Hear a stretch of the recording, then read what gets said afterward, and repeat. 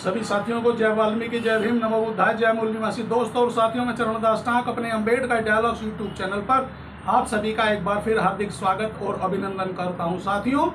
जैसे मैं देख रहा हूं, आप लोग भी देख रहे होंगे कि आजकल सोशल मीडिया पे वह चाहे इलेक्ट्रॉनिक मीडिया हो, चाहे पेपर मीडिया हो या अन्य कोई भी, वह चाहे ट्विटर हो, फेसबुक हो, इंस्टाग्राम हो या व्हाट्सएप या अन्य कोई भी माध्यम हो सोशल मीडिया का, और हमारे देश के धर्मगुरु और सभी बड़े बड़े बुद्धिजीवी हिंदू वर्ग के लोग केवल और केवल सनातन धर्म और हिंदू राष्ट्र और हिंदू एकता के ऊपर प्रचार और बड़े जोर शोर से लगे हुए हैं। तो साथियों, मैं भी आज अपने अम्बेडकर डायलॉग्स यूट्यूब चैनल के माध्यम से एक सवाल उठाना चाहता हूं इन मनुवादी लोगों से और सनातन धर्म के ठेकेदारों से जो यह प्रचार और प्रसार कर रहे हैं कि सबसे पहले हमारे देश भारत में सनातन धर्म था और सनातन धर्म का केवल और केवल एक ही माध्यम और एक ही उद्देश्य था कि मानव के प्रति प्यार, ऊंच नीच की समानता का विनाश, जातिगत भेदभाव का विनाश, हिंदुस्तान भारत में रहने वाला हर नागरिक सबसे पहले मनुष्य है, सभी एक बराबर है, एक समान है। तो फिर आखिर ये इतनी विषमताएं कहां से आ गई? इतना ऊंच नीच, जातिगत भेदभाव और सामाजिक भेदभाव आखिर कहां से आ गया? किसने फैला दिया? साथियों, जब हम बहुजन, दलित, अति दलित आखिर इस बात का भी विरोध करते हैं कि भाई, जब आप लोग कहते हो कि सनातन धर्म सबसे पहला है और सनातन धर्म ही सर्वश्रेष्ठ है और सनातन धर्म और जितने भी हमारे भारतीय ग्रंथ हैं उन सभी में सभी मनुष्य और सभी मानव के लिए एक समान जीवन यापन करने की क्रिया और नीति है। सभी मनुष्य एक समान है, ऊंच नीच का भेदभाव नहीं है, जातिगत भेदभाव नहीं है। सबसे पहले केवल और केवल हर भारतवासी हिंदू है और हिंदू का हिस्सा है। तो साथियों, मैं भी आज एक ऐसा उदाहरण लेके आया हूं कि जब हमारे देश भारत में 4 वेद, 6 शास्त्र, 18 पुराण, 60 नीतियां और 108 उपनिषद हैं, 108 उपनिषद हैं, जब यही सारे हमारे देश भारत और सनातन धर्म के वह महापुराण हैं कि जिनमें जातिगत भेदभाव, ऊंच नीच नहीं और मनुष्य ही श्रेष्ठ है, मनुष्य को ही सबसे बड़ा बताया गया है और हिंदू का हिस्सा बनाया गया। तो फिर आखिर ये 4 वर्ण और 6743 जातियां कहां से आ गई? किसने बना दी? आखिर वह कौन था कि जिसने हमारे देश भारत में सनातन धर्म के समय में 4 वेद के होते हुए, 6 शास्त्र के होते हुए, 18 पुराण, 60 नीतियां और 108 उपनिषद के होते हुए ये जातिगत भेदभाव आखिर किसने फैला दिया? कौन था वो दुष्ट और कहां से ये इतनी सारी जातियां बन गई और यह भेदभाव, जातिगत भेदभाव किसने फैला दिया? किसने फैलाया? कौन है वो हमारे सनातन धर्म का दुश्मन और वह हिस्सा जिसने आज भारत में सभी भारतीयों को जाति और वर्ण व्यवस्था में बांट कर रख दिया। मगर साथियों, एक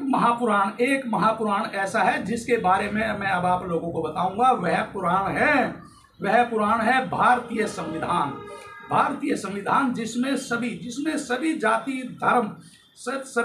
धर्म के मान सम्मान और उनको बराबरी का हिस्सा दिया गया है, जिसमें कोई छोटा बड़ा नहीं है, जिसमें सभी मानव को एक समान बताया गया है, ऊंच नीच का भेदभाव मिटा दिया गया है। जिस भारतीय संविधान में बाबा साहब डॉक्टर भीमराव अंबेडकर जी ने 60 देशों के संविधान का अध्ययन कर उनको पढ़कर उन पे गहनता से विचार कर जब एक ऐसे महान ग्रंथ की उत्पत्ति की और ऐसा महान ग्रंथ लिखा कि जिसमें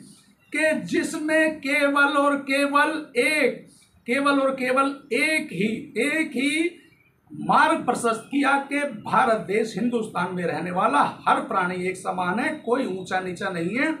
जातिगत भेदभाव का नाश करना और नाश होना चाहिए। तो साथियों, अब मैं पूछना चाहता हूं अपने बहुजन दलित, अति दलित और देशवासियों और उन सनातन धर्म के ठेकेदार, वह चाहे कोई धर्म गुरु हो, चाहे राजनीतिक दल हो या सनातनी लोग हों, कि आप लोग मुझे इस बात का जवाब दे दीजिए कि जब हमारे देश में इतने महान ग्रंथ थे कि जिन्होंने कोई जातिगत भेदभाव नहीं फैलाया, जिन्होंने कोई ऊंच नीच का मामला नहीं फैलाया, जिनके कारण जिनको पढ़कर और जिनकी नीति और उद्देश्य को मानकर और सनातन की आस्था को मद्देनजर रखते हुए आज हमारे देश भारत में सभी लोग हिंदू हैं, सभी सनातनी हैं, तो फिर ये जो 4 वेद, 6 शास्त्र, 18 पुराण, 60 नीतियां और 108 उपनिषद भी आखिर सब मिलकर हमारे देश भारत से जातिगत भेदभाव मिटाने में आखिर असफल कैसे रहे? क्या मजबूरियां रही? क्या इन सभी 4 वेद, 6 शास्त्र, 18 पुराण, 60 नीतियां और 108 उपनिषद का केवल और केवल एक ही माध्यम था कि हम बहुजनों, दलित, अति दलितों को हिंदू धर्म और आस्था के नाम पर उलझा के रखना है, फंसा के रखना है, गुमराह करके रखना है। नहीं तो जब जैसे सनातन धर्म, मनुवाद और तीनों वर्ण के लोगों को जीने, रहने और अपना जीवन यापन करने का हक अधिकार दिया, तो हम चौथे वर्ण का जो हिस्सा शूद्र हैं, बहुजन दलित, अति दलित हैं, उन सब के लिए अलग नीति निर्धारण कैसे हो गई? आखिर किसने कर दी? तो मैं अपने बहुजन दलित, अति दलित और देशवासियों से पूछता हूं कि अब मुझे आप लोग ही जवाब दें कि ये जो 4 वेद, 6 शास्त्र, 18 पुराण, 60 नीतियां और 108 उपनिषद हैं, या एक तरफ भारतीय संविधान है जिसने सभी विषमताओं को समाप्त करने में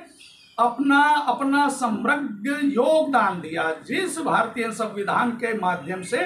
आज सभी जाति धर्म के लोगों को लिखने पढ़ने का अधिकार है, और जिसमें सभी जाति धर्म के लोगों का ख्याल रखते हुए ऐसा भारतीय संविधान लिखा जिसमें आज A to Z ऐसे कार्यकलाप और ऐसी नीति निर्धारण है कि